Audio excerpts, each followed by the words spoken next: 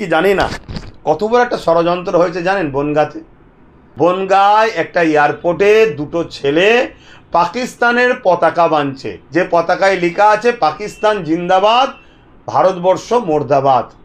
যেটাই কথাটা বলা আমার জন্য খুবই দুঃখজনক, কারণ আমি হলাম আমার দেশ মুর্দাবাদ, এটা আমার জন্য দুঃখজনক, কেন আমার দেশ জিন্দাবাদ, কেন এই দেশের আমি নাগরিক। কিন্তু দুজন পাকিস্তানের পতাকা টাঙাচ্ছে, তাতে এই কথা লেখা আছে।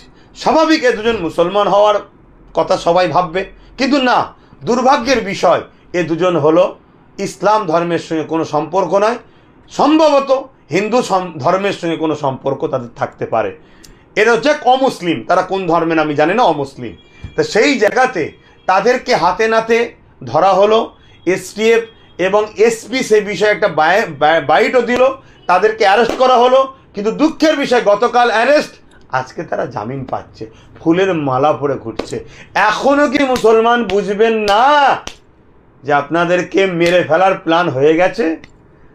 হ্যাঁ, আব্বাস সিদ্দিকী তো দালাল বলেছিলেন আপনারা না? এখনো কি আপনারা জাগবেন না? ঠিক আছে, আমাকে গাল দিয়ে শকিয়েছে, দিয়েছেন, দেন। আপনার ঘরের এই ছোট বাচ্চাটার জন্য জাগবেন না? আপনার ঘরের এই মা বোনটার ইজ্জতকে বাঁচাবার জন্য জাগবেন না?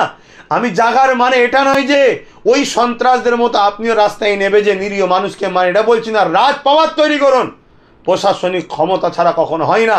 আর যদি মমতাকে আপন মনে করেন, ওকে আপন মনে করেন, তাকে আপন মনে করেন, তাহলে আপনারা যেভাবে ঠকছেন আগামী দিন কিন্তু ঠকলে আর বাঁচার উপায় নেই। মনে রাখবেন এই কথাটা, দুজন পাকিস্তানের পতাকা আমার দেশের বাঁধছে এবং তাদের লেখা আছে ভারতবর্ষ মুর্দাবাদ, পাকিস্তান জিন্দাবাদ।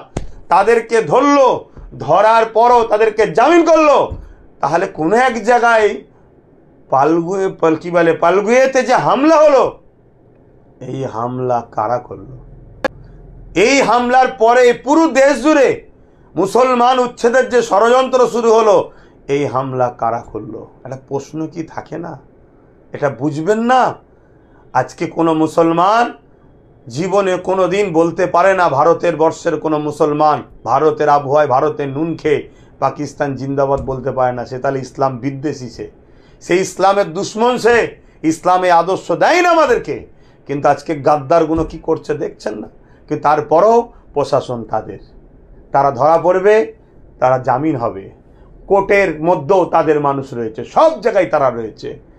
অতএব এখনো যদি আমাদের উলামারা, ইমামরা না জাগেন, তাহলে আমি আজকে বলতে বাধ্যই হলাম, আপনার মসজিদের মধ্যে ঢুকে আপনাদেরকে শেষ করে দেওয়া হবে, কিচ্ছু করতে পারবেন না। আমি জানি না আমার এই বক্তব্যে কি আমাকে কোন নজরে লিখছেন। হয়তো তলায় আবার দেখতে পাবো দালাল, আব্বাস সিদ্দিকী দালাল। কার দালাল? বিজেপির দালাল। কিছুদিন পরে শুনবো, কখনো শুনি টিএমসির দালাল, কখনো শুনি বামের দালাল। আল্লাহ বিচার করবে, আল্লাহ বিচার করবে। তবে মানুষকে বাঁচাবার, মানুষকে সঠিক পথ দেখাবার ইসলাম হুকুম দিয়েছে। আমি বললাম দায়িত্ব নিয়ে, তবে একটু জোরে জোরে কথা বলেছি, আমি আরও একবার ক্ষমা চাইছি, খারাপ নেবেন না। কেন? আমি খুব ব্যথালে বলে ফেলছি। ভালো থাকেন, সুস্থ থাকেন, আল্লাহ হাফেজ।